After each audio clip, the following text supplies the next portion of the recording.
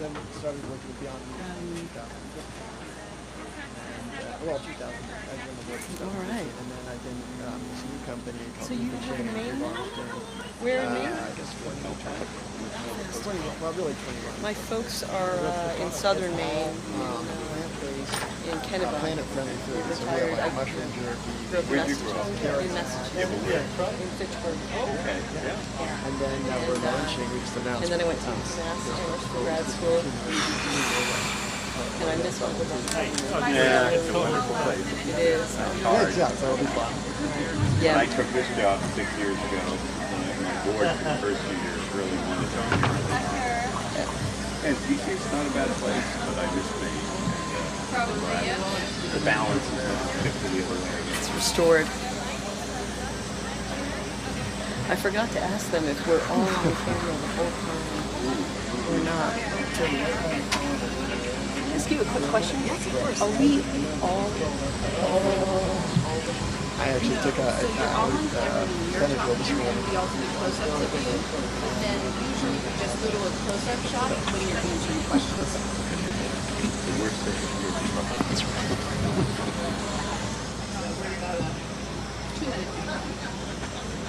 A lot of people out there. I piked up that.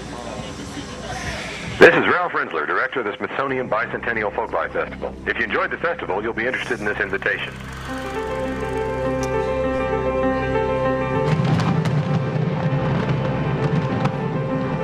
Ladies and gentlemen, an opportunity like this cannot be taken for granted. This evening, we are going to be beating our hearts out for you all, so I want to see people enjoying themselves. So get up and feel the music and do something about it, okay?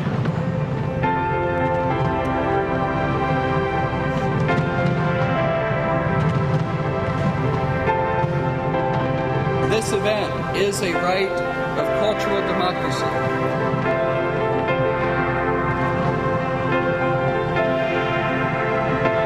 We have many, many partners, you included.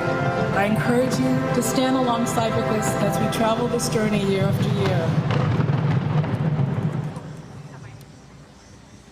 Welcome to the 2022 Smithsonian Folklife Festival. For over 50 years, the festival has convened people on the National Mall to explore the power of culture and creativity in our lives today. This year, we feature artists and partners from the United Arab Emirates and Earth Optimism, a global conservation movement. The Smithsonian Folklife Festival is produced by the Center for Folklife and Cultural Heritage in partnership with the National Park Service. The festival strives to maintain an accessible and inclusive environment for visitors of all abilities. If you are in need of accessible seating options or assistive listening during this presentation, please see our venue manager volunteer. The Earth Optimism Folklife sponsoring partners include the Ford Motor Company, HHMI Tangled Bank Studios, Roger W. Sant and the Honorable Doris Matsui, and United Airlines. Additional support is provided by the Asian Pacific Initiative Pool, Anela Kaole Foundation, Ann Kaiser and Doug Lapp, Rewild, Sakaruna Foundation, and the Shared Earth Foundation.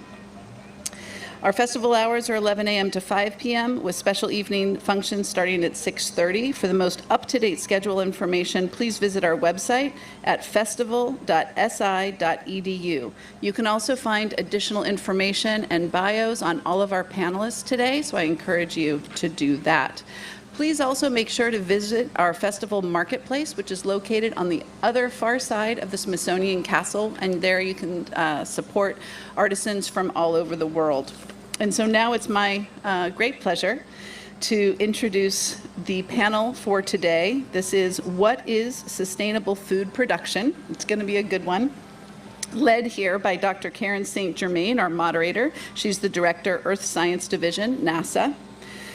She's joined by John Piotti, President and CEO, American Farmland Trust. Jack Algiere, Director of Agroecology, Stone Barn Center, Rappahannock Tribe. Seth Goldman, co-founder and CEO of Eat the Change. And Chef Mark Allison, Corporate Executive Chef for Forever Oceans. Take it away, Karen. Great. Well, welcome everybody. It's terrific to be here with you today. And you might well be asking yourself, why is someone from NASA moderating a panel on food sustainability? And and that's a reasonable question, right? Because NASA is known for, I don't know, the moon, Mars, maybe the Webb telescope. What many people don't know is that we take all that technology and that science and we point it back to our home planet, Earth. And we use that unique vantage point of space to observe land, oceans, the atmosphere, and ice with 25 different missions, looking down, making measurements. And now we use those measurements to really understand the Earth as a system. Those observations allow us to understand what's happening, capture that understanding in models, and those models give us predictive capability. And one of the things that we're doing here today is talking about food production, food sustainability, and of course, much of the NASA data goes into that industry.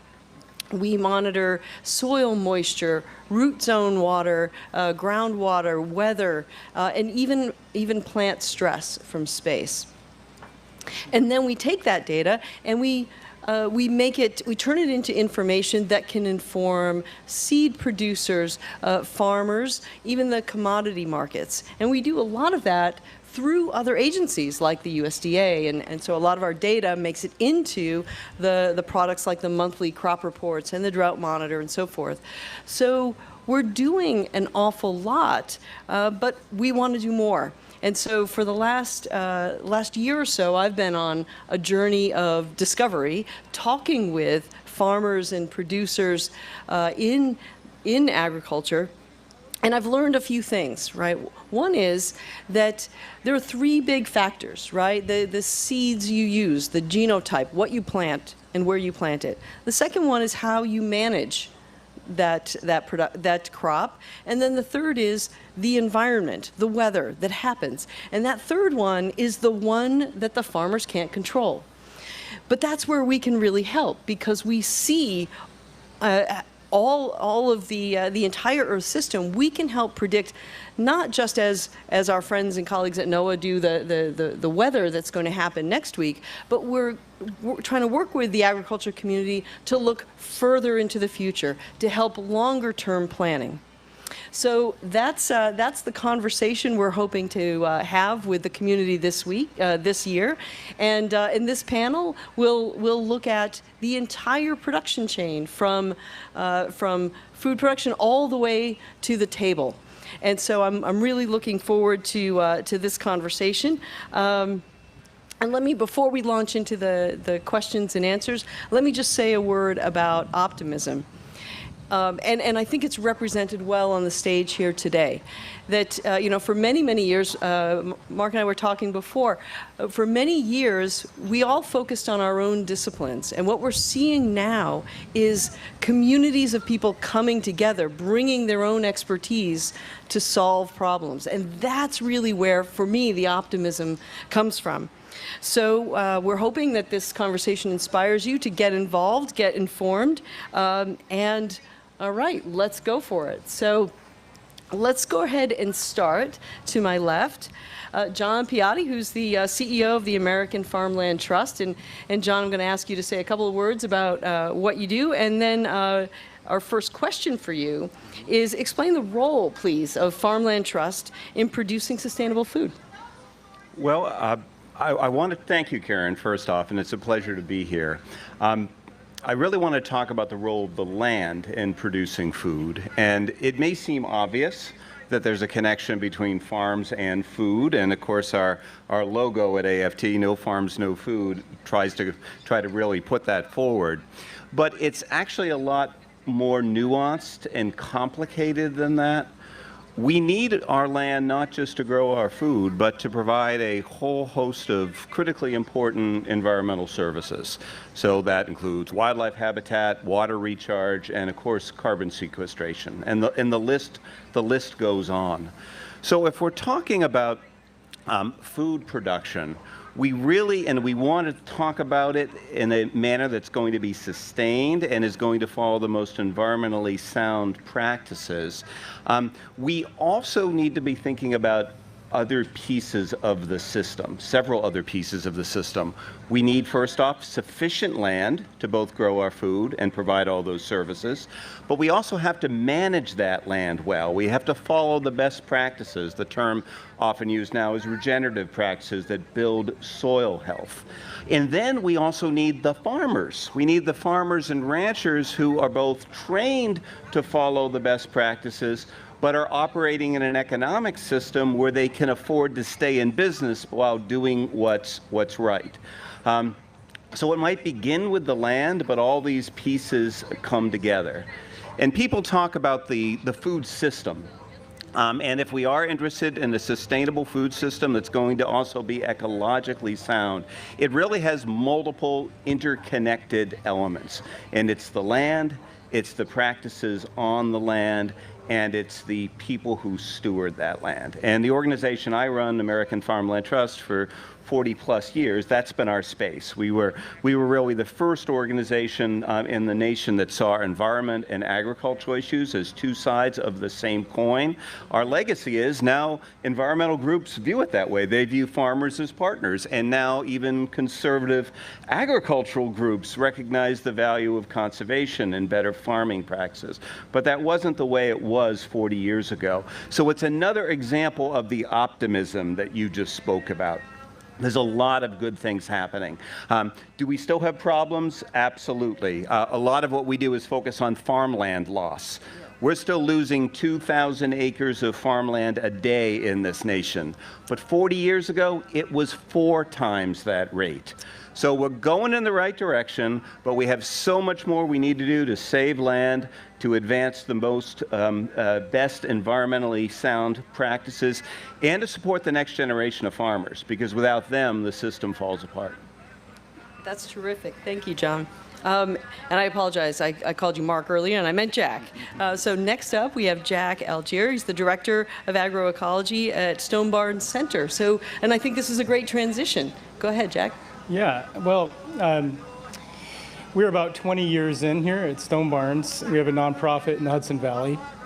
And, you know, really the big shift that we're seeing is very much that what I like what you said, that we can control the genotypes, right? We can select the seeds and the animal breeds, but that's hand in hand with practice, right? But real culture and cuisine and all these things that make true sustainability require everyone to be a contributor.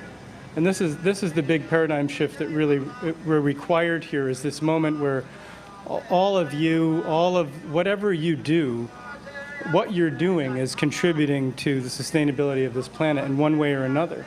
Right. And that you can be a positive contributor. There is optimism in that. I think we get complacent when we don't know what to do.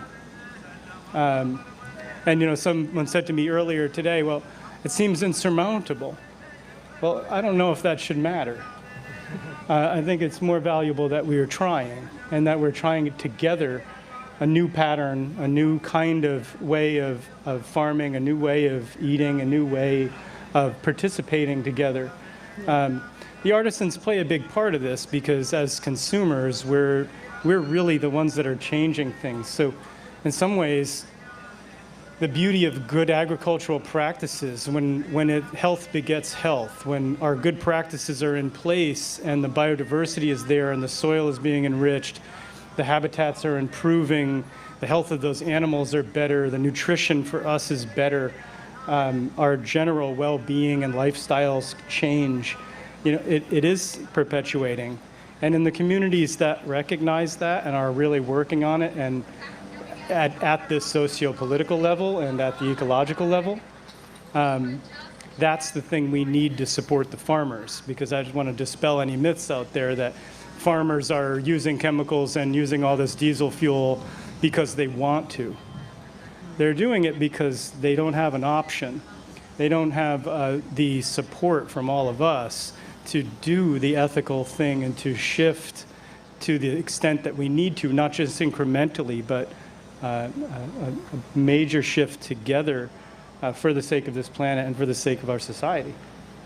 Thanks so much for that, Jack. And Seth Goldman is the co-founder and CEO of Eat the Change, and I'm looking forward to hearing more about that. And Seth, you focused a lot of your work on changing our food system. Can you talk about why it needs to change? Sure, yeah, because our food system is really out of balance. So I'm one who does believe that animals and plants and humans can live in harmony, but we're not in balance at all. And just to give you a sense of that, when you look at the biomass of all the mammals on the planet, so we're talking about giraffes, whales, cows, pigs, dogs, squirrels, the biomass of livestock represents 94% of all the mammals, not including humans, all the mammals on the planet. So that is so clearly out of balance that there's no way you can create a sustainable food system with that. And just to give you a sense of it, about 50% of all habitable land on the planet is used for agriculture. And of that 50%, 77% is devoted to livestock. So we're devoting an imbalance of resources, water, and energy just to create animals in our diet, to support animals in our diet. And so what we do at Eat the Change is we try to think about how do we move people towards more planet-friendly diets, and obviously moving away from animal-based foods, but also moving toward organic, avoiding food waste, which is a tremendous drain of resources as well. And so we're creating all types of snacks, whether it's a mushroom jerky or a carrot-based snack, that helps people still satiate their diet, meet their dietary needs, find delicious foods, but does it in a way that helps move people toward a more sustainable direction. And ultimately, just like has been said, farmland and farmers do amazing work, but it takes the consumer to shift their diets, and what we're trying to do as entrepreneurs is help consumers access more planet-friendly foods. Thanks so much, Seth. And Mark, I just had the pleasure of watching your cooking demonstration just across the way. This is Mark Allison. Mark is the corporate executive chef at Forever Oceans, and I think you're at that end of the chain here of getting food onto tables. So can you talk to us about why high quality sourced food is so important for humanity? Thank you, Karen. To me, being a chef, it's all about the taste. And I think you're not going to eat something if you don't like the taste of it. But I think one of the biggest problems we face, not only in America, but around the world, is we're following this Western diet that is basically ultra-processed. So it's packed with unhealthy fats, carbohydrates, sugar and salt. And if you look at the stats on the average person's health, most of the healthcare dollars, 80%, go to cancer, heart disease, and type 2 diabetes. And they're basically all food related. So I think everybody on this panel knows that we've got to be sustainable, that we've got to produce food, but I think we need to be producing more healthy food, especially for humanity. And then that has the backlash of actually being good for the planet. Because if people are healthy in general, then we're going to take care of the planet more. So to me, you need to be more plant-based. Yes, I work for a fish company and I sell fish, but it's a lean protein. And meat should be in your diet, but I think we should be eating a lot more fruits and vegetables. Nuts, beans, seeds. And also, one of the biggest problems we face in this country is we actually don't teach our children how to cook. And if you don't know how to cook, then you don't know how to pick the product that is good for your health. So I think it's a full circle that we need to look at and be sustainable at the same time, is to grow fruits and vegetables that are high in nutrition, because the soil lacks nutrition at the minute, but also to actually get people to eat a more plant-based diet with protein and with dairy, but it's more balanced. Mm-hmm. Thanks so much for that, Mark. And I know that I noticed that a lot of the recipes you were working on over in the tent there were just a few ingredients and bringing them together to make delicious meals. Well, I've been a chef for 42 years. I was classically trained in French, so it was a lot of salt, sugar, and fat. But I'm possibly a typical family of 5. And 2 of my boys actually are type 1 diabetics, and my wife passed away with cancer 7 years ago. So that's similar to a lot of families where you've got a chronic disease within the family. And when my son was diagnosed at the age of 14 months as a type 1 diabetic, out went the fat, the sugar, the salt, and the cream, and it was more plant-based. Yeah. And every recipe that I produce now is basically what I class as one ingredient food. An apple is an apple. It's not packed with colorants, additives, preservatives. It's just a natural food. So I combine one ingredient foods to turn them into recipes, to turn them into healthy family meals. Fantastic, thank you. Now let's come back to John on this end. So let's come all the way back to the policy side of things. I know American Farmland Trust has been very effective in the policy arena, and of course NASA is not a policy or a regulatory agency, but there might be folks listening who are. So what do you think is the role of policy in getting us further down the field on this? Well, policy plays a really important role, and if you think about it, what is more important than the food you eat, what literally sustains you, and the health of our planet? And agricultural policy directly affects those two things. So it's the right kind of thing for public entities to be engaged in trying to make things better. Now, having said that, I've spent a career railing against agricultural policy. So it doesn't mean it's all perfect, but it's critically important. And I'll give you one example of that. We wouldn't today be having the conversations we are about regenerative agricultural practices if we hadn't been experimenting and testing different options in the field with farmers because of the cost share programs that have been available through the conservation title of the Farm Bill since 1985. So that is an example of policy that has really helped move the needle. We need to move it a lot further. But there's it's another area of great optimism. Many of us in AFT works, American Farmland Trust works not only in federal policy, but we do a lot of work in probably about half the states. And the states in particular are really getting more and more engaged in this space. States like New York and Maryland and California have really been quite progressive on the soil health front and better farming practices, things that we never saw 15 and 20 years ago. But a lot of us also feel that we are ripe for a change in federal policy, and the next Farm Bill, which is coming up next year for reauthorization, could truly be transformational. As I said, it's easy to rail against policy. It's also easy for a lot of people to think, well, government doesn't have a role. The market is what drives us. And Seth mentioned, and he could not be more right, that consumer demand is critical for us to change how our food system operates. The power of the purse, where you put your money, your shopping decisions make a huge difference. But in my mind, it's not about one or the other. We need better agricultural policy, and we need market solutions. And in an ideal world, those would work together synergistically and reinforce each other. Great, thanks. So Jack, let me ask you to sort of riff on that and talk a little bit about how you see regenerative farming. I can't say the word. I can't make it happen. I'm gonna sound it out. Regenerative. Did I say it right? Yes.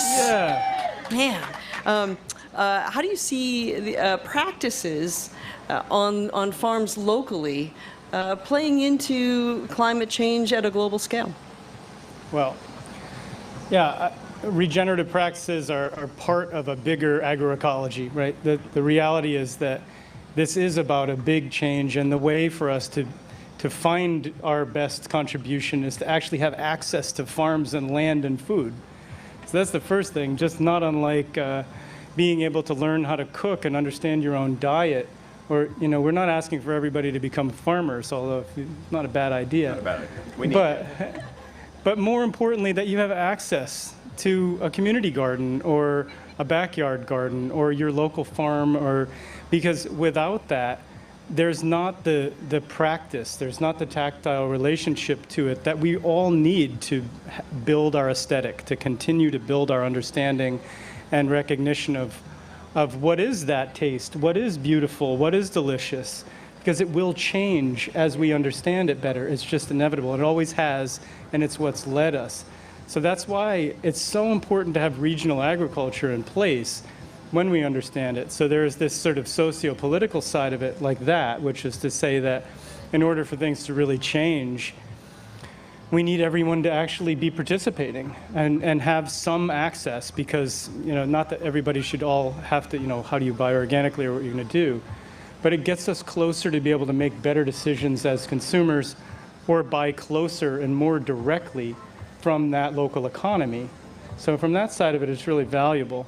On the meat side, I just wanted to bring this piece up about meat in general, because I think it's really important. Having raised animals my whole life and participate in this, I really do believe that people should eat far less meat, but more importantly, give more thought and understanding to the fact that all of these species have ecological services that can be put towards ecological good. Yep. Like part of it, the animals and the vegetables. And I think what our problem is in our food system is that we're not satiated, because we're not being met, because we're not learning it, we're not knowing it, we're just getting fed. And that's a huge part of this ecology, because we're the first step in ecology, is sort of being aware of our own ecosystem and our own health and all these things. That's what's going to then radiate out to, I want my family to eat better. I want my lifestyle to be better. I want my community to have this kind of infrastructure and capacity and policy in place for that to happen. So as much as the Farm Bill is a very prominent and a very important thing to have in place, just local politics and local access is the place to start. Start in your home, start in your community, because that's, first of all, it's most directly gratifying, but also gives us a lot more reverence and I think satiation to eat less and to find those alternatives. And traditionally, just want to mention here that we have everything at our fingertips, and yet we're not really satisfied by it. In the old days, people ate sustainably because they had to, and so we're not going to go back to something. Whatever it is we're going to do is going to be new and ours. And that's the thing to understand, that you can make that, we can make that, whether we're making products or cooking food or making policy or growing that food. That I think that's the recognition, is that we're actually all contributing to something healthy in our immediately around us. And that if there's anything about freedom, it would be the access to that sort of thing. That's terrific, Jack. I've been buying my food from local farms for years, but this, you really you opened my eyes to the broader effect a local farm can have on its community in terms of educating that community, getting them engaged with thinking about where their food comes from, and that leading to changes in consumer demand. And so with that, I think that's a nice segue. Seth, how do we change? Where do we start? Well, it takes some creativity, and I'll just give you an example of something we did at Eat the Change. So we found the statistic that only 7% of American children are eating the recommended daily allowance of vegetables, which is obviously a problem. And so we thought, okay, well, there's vegetables out there, as just Jack said, they're there, we have access to vegetables, but kids aren't eating them. So how do we make it more accessible and more regular and more frequent? So I got together with my co-founder, Chef Spike Mendelson, and I said, well, could we make a carrot chip? And we bought a bunch of carrots. We tried to dry them out instead of a potato chip, and couldn't quite get it right. And then our supplier sent us in the wrong cut of carrots. It turns out the little coins. What can we do with those? Well, we're not going to dry them out, and he wasn't going to make soup. So we said, well, let's soak them in fruit juice and then dry them out. And then it turns out they take on a little bit of a gummy flavor, a chewy flavor. And so we've just launched this line of carrot chews. And actually, if you see any of my colleagues in the shirts, they have samples. And it's amazing because it replicates the occasion of a fruit gummy, which, by the way, has no fruit in it that we're feeding our kids. But you can now start feeding your kids actual carrots in a way that is, the kids like it, and of course the parent knows that they're getting their vitamin A, they're getting their fiber by eating carrots. So when you can combine some creativity, and then of course the other nice thing about carrots is they're a super water efficient crop. So whereas it takes 1,900 gallons of water to grow a pound of almonds, it only takes 20 gallons of water to grow a pound of carrots.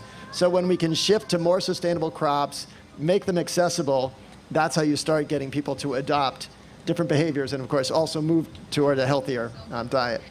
That's fantastic, Seth. So that's actually a terrific segue back to Mark. You talked about the importance of the choices we make with what we put into our bodies. So what are some of the best sources of nutrition that are great for us and for the planet?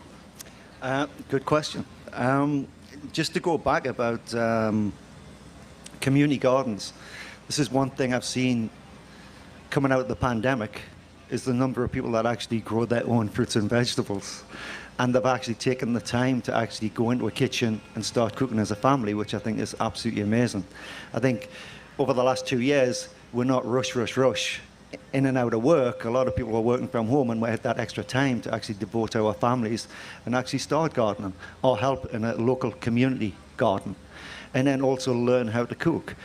I used to work for a health authority, and we used to give out free fruits and vegetables to the local community. They would say, well, what do we do with them? Yeah. And it all comes back to education. I'm a great believer in education. What you don't know until you educate yourself. And it's just about actually spending that time and learning what fruits and vegetables are, what to put in your diet that is actually going to be healthy. So more organically grown fruits and vegetables, beans, nuts, seeds, lean proteins, healthy fats. All of these combine more of a Mediterranean diet that actually nourish your body. And it's not just about the diet, it's actually getting outside and getting some vitamin D and communicating with your family and friends. It's that overall holistic approach to being healthy. Great, thank you. I think, let's see, I think now we can go ahead and turn to audience questions. There have got to be some great questions out there.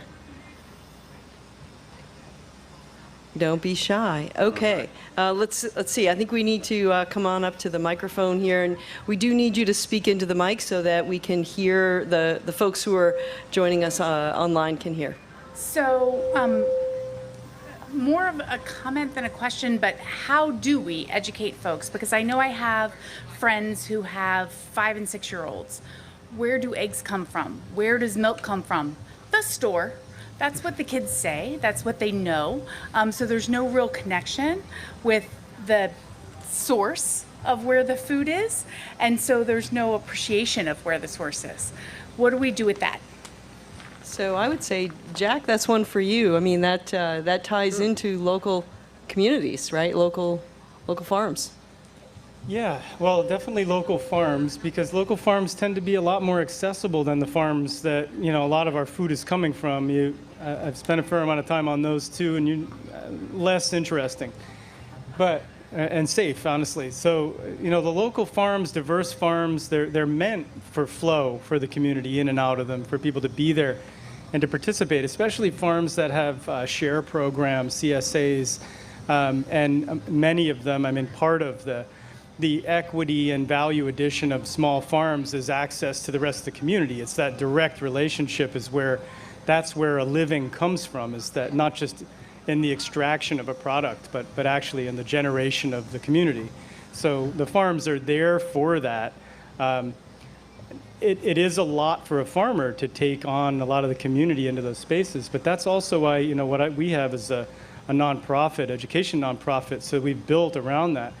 And I think that there's a lot of value. We were really, potentially one of the very first nonprofit agricultural education spaces for that sort of thing, like that publicly exposed. We're only a half an hour outside of New York City, so we have a massive population of people that come in and out of the space, school children and things like that.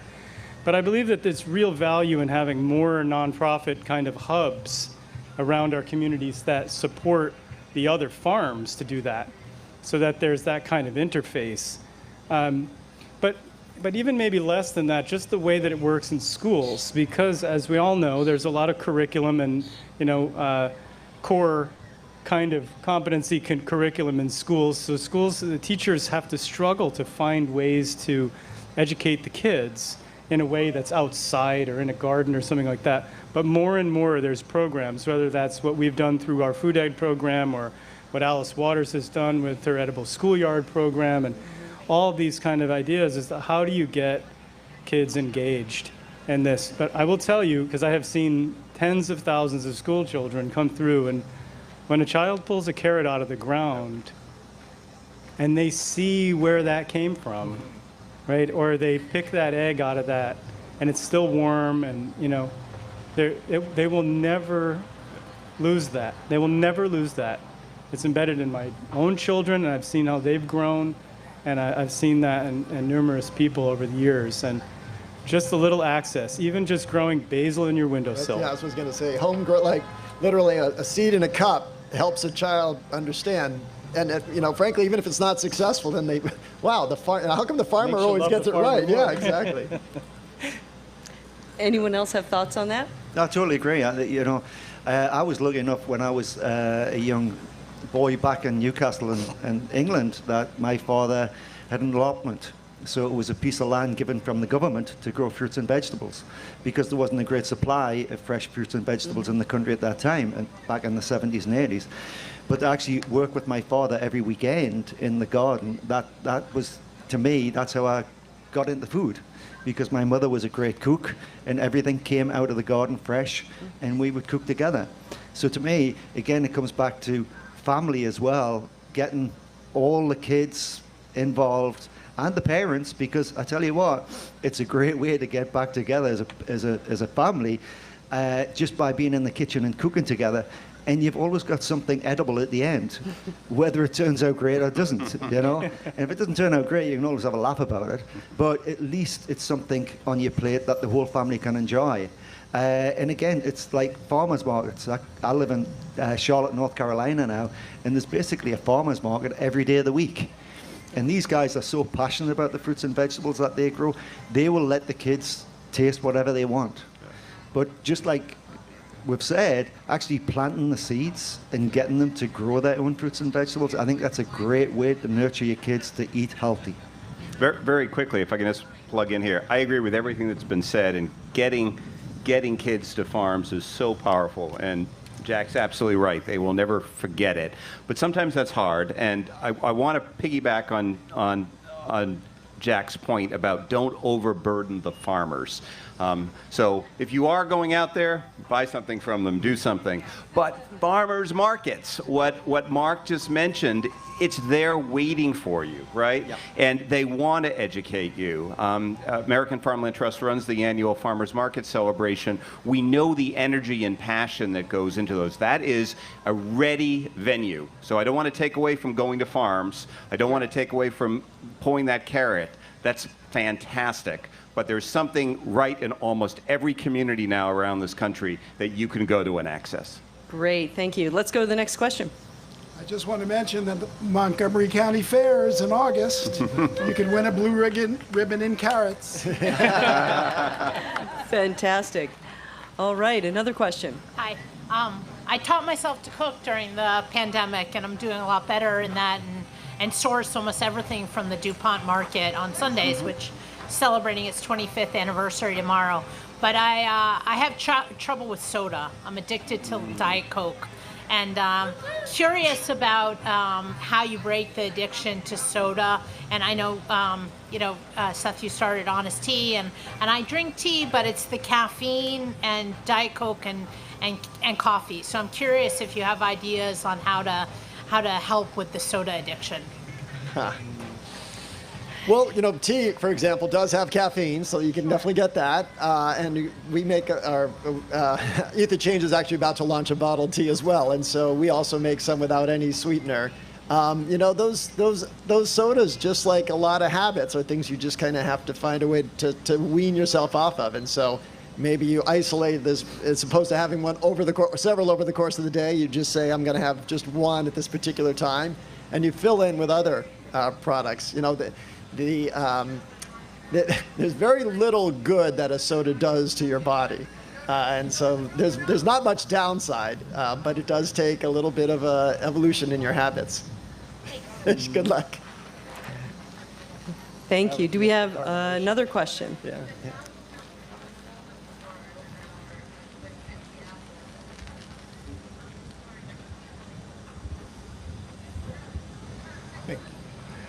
I have a comment. I've been doing hydroponic gardening in my bathroom for the last 10 years. and I grow basically peppers, arugula, and some salad and mint. And wanted to share that, I've had some caregivers who come and help me, and I've exposed them to start their hydroponics. And my granddaughter, who is just turned 2, she has been coming over, and she has developed a taste of eating mint. So every time she comes, it's surprising to me that something like mint interests her, and she is getting interested in doing that. And we have set up a hydroponic in their home as well. So I guess, exposing children at a young age to grow things definitely helps further this cause. Absolutely. Wonderful. Good for you. And that's proof that you don't need a lot of outdoor space to make it happen. Let's see if... Hi, can you talk more about, every county has every state has a cooperative extension, but it doesn't seem that they're more focused on the rural schools, but I know they're in the urban and suburban schools, but from what you're talking about with education, it seems that the cooperative extension, with all the USDA funding, they could be playing a bigger role. I can speak to that. There is cooperative extension across the country. The offices do different things in different places, and local people actually set the agenda for what happens. So that's another place that speaks to the need to get involved locally. You can help drive the agenda and what's most important. But cooperative extension, I'm oversimplifying here, but in most places is terribly underfunded. And there's a limit to what they can do. And their mission is so huge, between providing pretty sophisticated technical assistance to farmers on down the line to helping people with home canning. All important, but it's a balance of priorities. And cooperative extension also is usually a combination of both state and federal money, and it's often the state money which is lacking that makes it impossible for it to operate at its full capacity. So get engaged, get involved, and help make it better. Yeah, I would add to that, as I was a board member for our local extension service in Westchester, New York, which is a Cornell extension service. And similarly, in 2009, for example, the budget zeroed out. We lost 2/3 of our entire staff. And then when it repopulated itself, the things that stayed were the things like the SNAP programs and some of the educational diet programs and that sort of thing to get people to cook. But by and large, a lot of the horticultural support fell away. So this is why we have actually a lot of work to do, because the USDA does support that, but state and local funding also matches what they can do. So resource sharing and organizational sharing is really, going forward, is going to be a lot more valuable. Not the nonprofit sector, which is where we are in, and small farms, the market associations. You're mentioning the farmers markets. But remember, these farmers markets are organized largely now by nonprofit groups, and that continues to get stronger as the extension gets into there. What we found was that in organic production is that there wasn't quite the resources that we needed from extension, because they were being drawn from the big universities. And it's taken a while for the land-grant universities to actually catch up to regenerative practice, which I think also, optimistically, the schools are taking that seriously, and there are centers of agroecology and centers, and you can get an organic degree now. But that was non-existent 10 years ago. Great. Hi, I've got a question about the future of agriculture. I know NASA's doing a lot of work in ag, like you mentioned, that isn't fully appreciated. I read about the peppers that were grown in space, and I think recently they just grew some kind of lettuce without soil or something. How does what the government is doing, what NASA is doing, and USDA, et cetera, on the future of farming, what's that look like 10 years from now, especially in light of climate change? Yeah, thank you for that question. And actually, I was going to ask that question of the panel, like, how do we take the power of the data and the science that's funded by the federal government and make it work better for the the agriculture industry and community. Any thoughts on that? What are the questions we should be going after? I'll jump in. And first off, to your question, it's very complicated, or maybe I should say none of us have a crystal ball. We obviously don't know what the future is. Agriculture is the foundation of our civilization. We can't live without it. We're on a track that maybe there are signs of hope and optimism. There clearly are, but we're also on a track that if it stays on its current course, we're in for trouble. Yeah. So we need to do some things differently. And in my view, this is a time of great experimentation where we have to sort of figure that out. And we don't have a lot of time. You'll hear the expression 30 harvests. Maybe we have 30 years to figure it out. Maybe we don't have that much, but we need to do it. One thing I come back to, and it's perhaps my bias because I work for American Farmland Trust, but when a lot of people talk about the future of farming, they might talk about vertical farms, growing things indoors. They might talk about a whole bunch of more actively processed foods that perhaps come with greater nutritional value or something like that. But the truth is, there's no system I know of that is better than what we were given through soil and photosynthesis to grow food most efficiently. So whatever we do with this experimentation, let's not forget about the land. Let's not think that, oh, the future is factory farms, so therefore we don't need to worry about our soil. So that's my angle on it. I could go on this topic, but I'll let other members of the panel speak. Yeah, so on that, I obviously agree. I've been fighting for the soil here for since I can remember, but the big part of this too is about the land itself and how we go about managing this going forward. I mean, agriculture has a lot of archaic rules in place and a lot of the problems that we put ourselves in is because of the way how we compartmentalize our land use. And I think a real important thing here is for us to recognize that conservation and agriculture and backyards are not different from each other.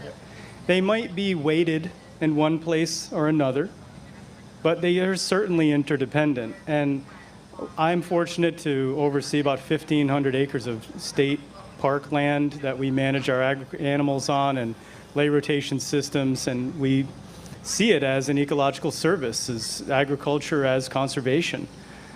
We see our massive population of suburb community around us starting to shift from lawns to pollinators to backyard gardens to fruit trees instead of formal ornamentals. And that's shifting because we're recognizing, again, part of your contribution is that if you have a piece of land that you can do anything or grow something for, it can be something not just for us.